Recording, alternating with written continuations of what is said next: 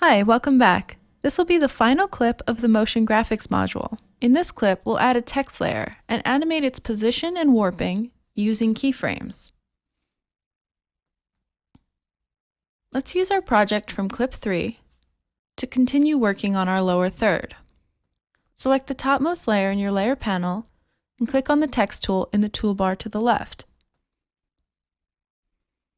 Now click and drag on your screen to draw a text box.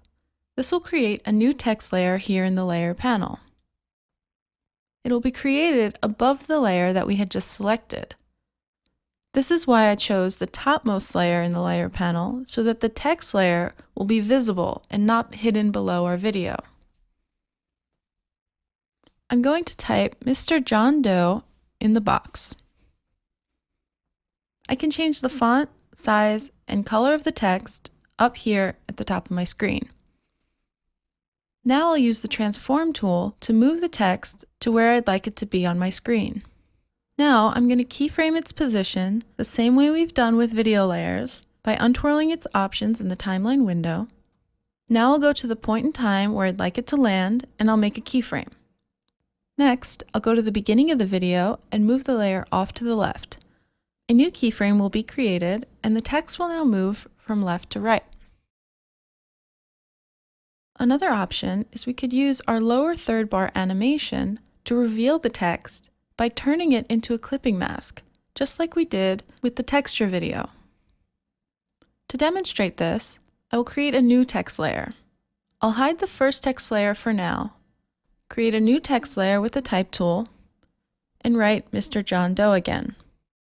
This time, I'll convert our text to a smart object by right-clicking and selecting Convert to Smart Object.